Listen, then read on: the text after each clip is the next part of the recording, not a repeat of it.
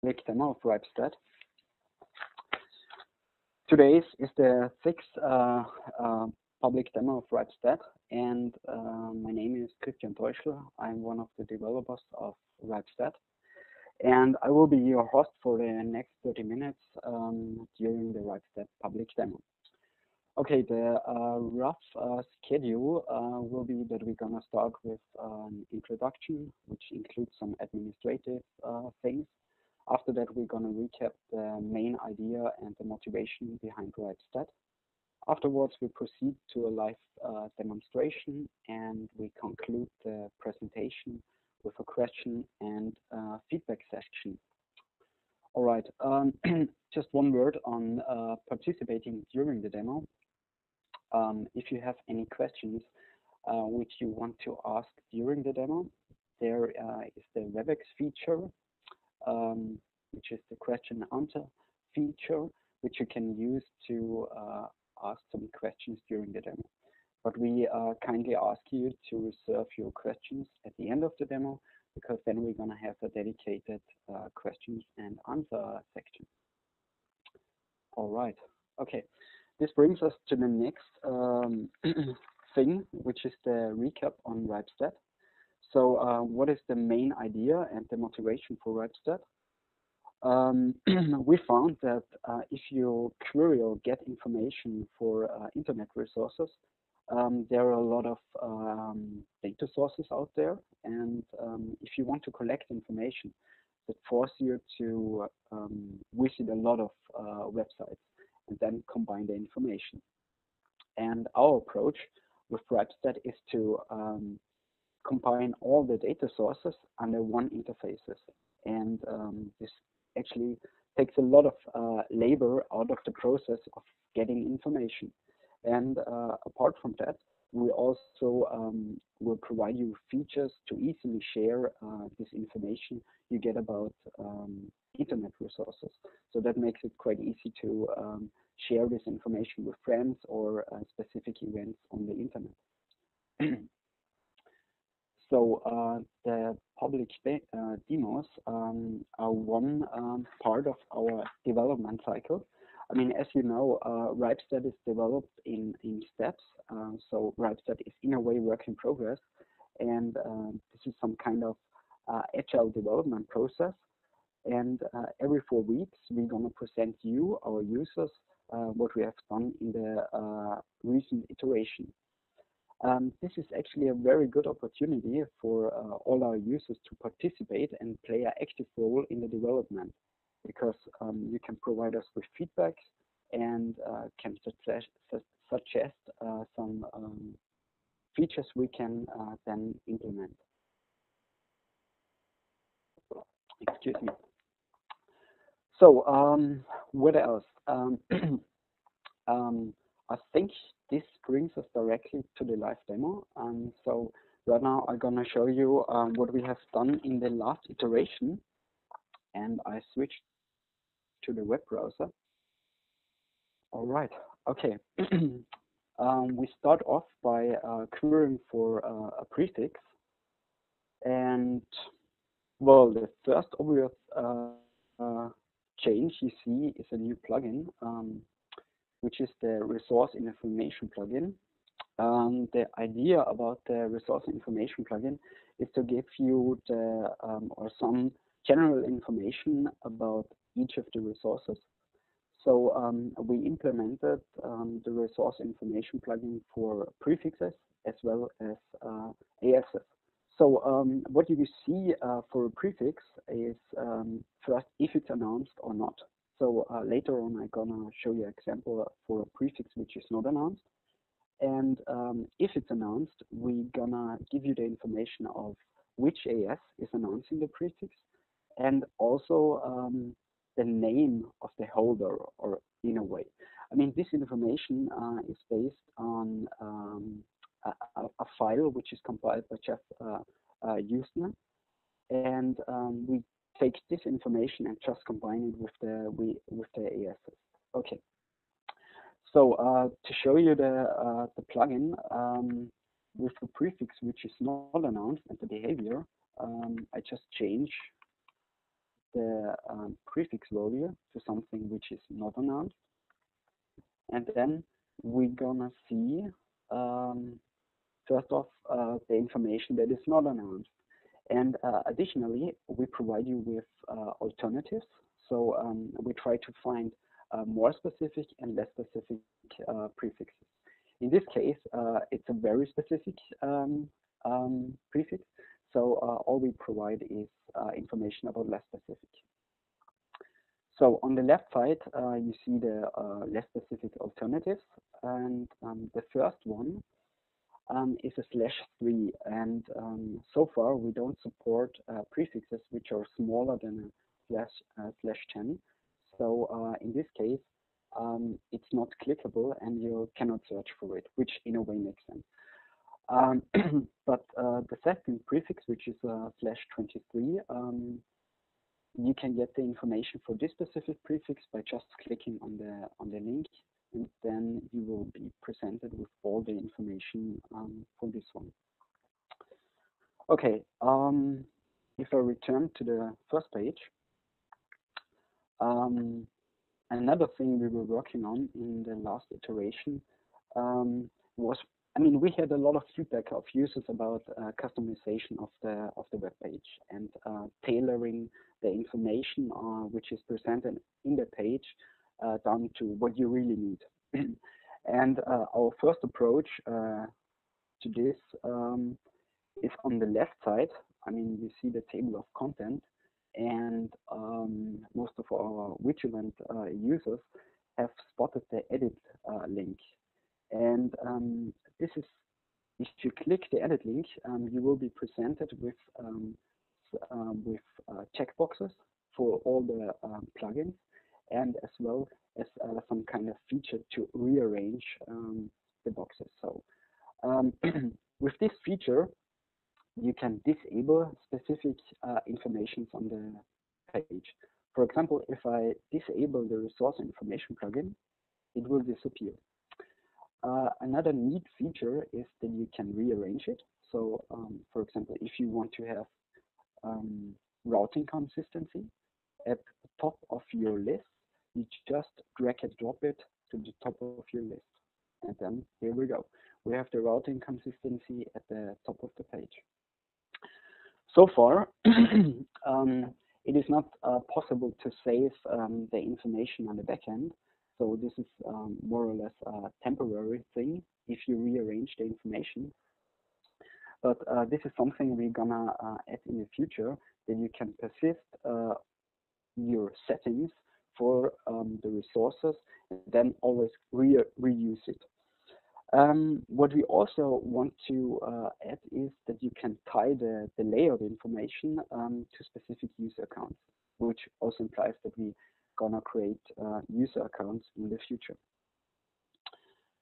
All right, then another feature we added recently was, this is some kind of minor feature, but I think it's still worth to mention, that you can, I think it's still loading. Okay, that you can use HTML within the comments. So to play it safe, we restrict only some HTML, which can be used in comments. But I think this makes the comments more readable. We have seen that some people were trying to include HTML in comments, but it was not interpreted, so it looked a little bit strange on the presentation of the comments. All right. So far, we have another feature which is connected to prefixes. This is the address space in use, which I want to present you.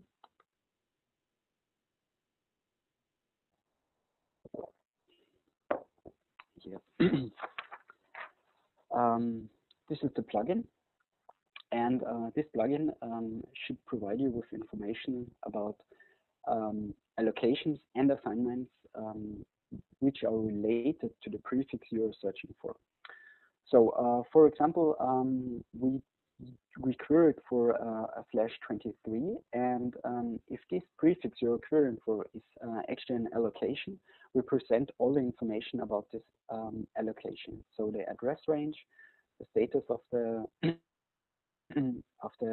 address range, and as well the distribution of assignments and set allocations. In this case, it happened to be not an allocation, so we go up the hierarchy and find the next allocation which contains the prefix you are looking for. And then we present the address range of the allocation and also the assignments within that allocation. And you can easily see in which prefix or address range the prefix is in you were looking for. So you just use the filtering feature, just type in 193010, and then it just filters the prefix I was looking for. So I see that it's contained in this prefix and also shows the assignment. Another request was to enable IPv6 for this prefix, and I can show you this by a direct query. So I just select this prefix and change the prefix value to an IPv6 address. Oh, all right.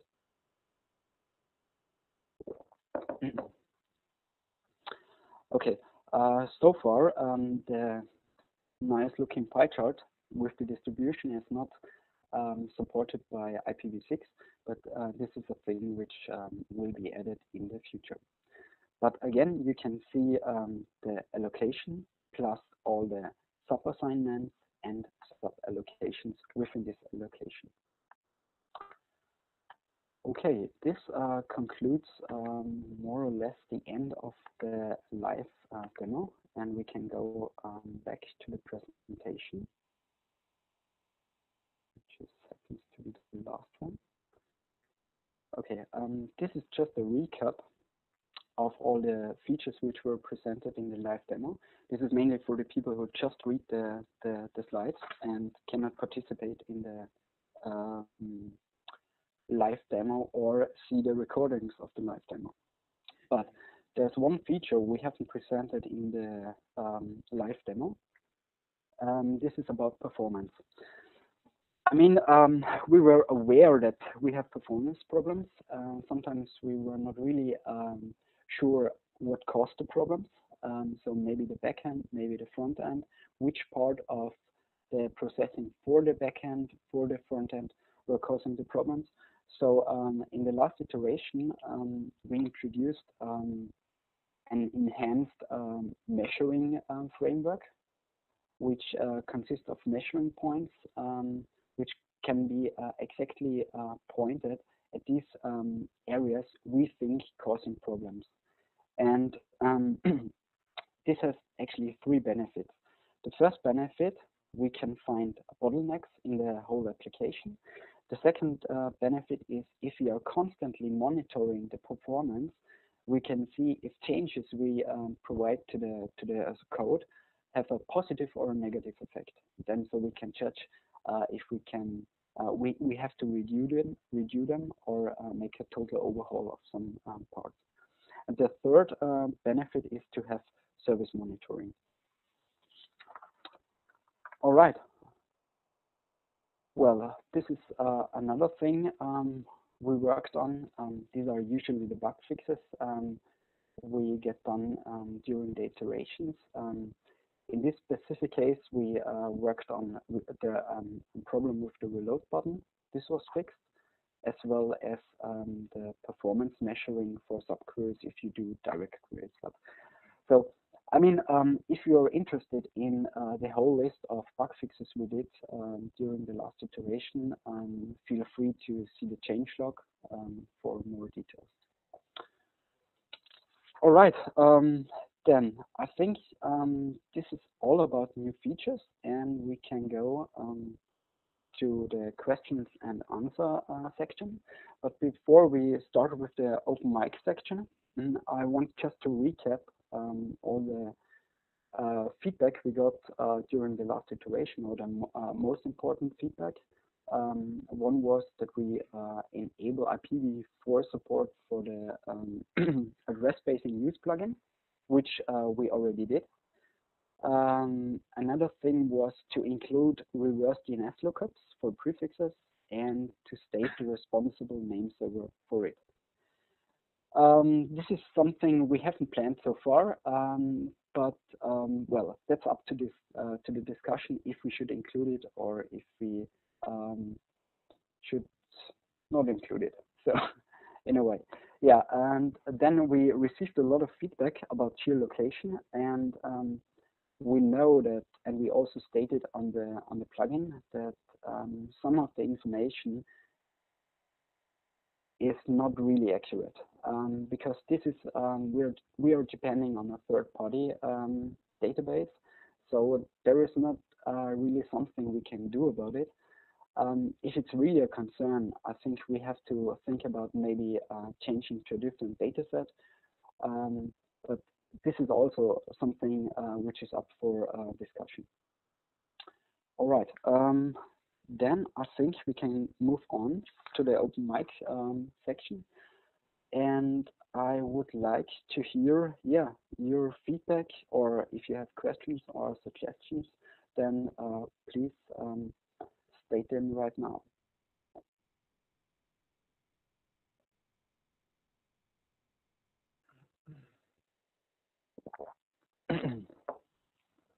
So, okay. Can you hear me now? Yep. I was just going to comment that I think that the more and less specific prefix feature is great. I had been using Rex actually a lot during V6 day, and that going on to look up prefixes precisely for the reason that RIPEstat would not give me anything if I got the wrong prefix length for a prefix I was looking at. So like if I looked up a /32, it was really a /48. Mm-hmm. So I'm glad to see that feature has been added to RIPEstat. I've got some other comments I'll send to the mat list. All right. Okay. And what do you think about the changes to the address spacing used plugin? I mean, where we really go up the hierarchy and find the above allocations or the top level address spaces, and then give the information about the assignments within that allocation and also sub allocations. I haven't had a chance to look at that feature very much. Having just found out about it. I think generally it looks like a good idea. I'll be interested to see what you come up with for V6. Mm-hmm. Okay.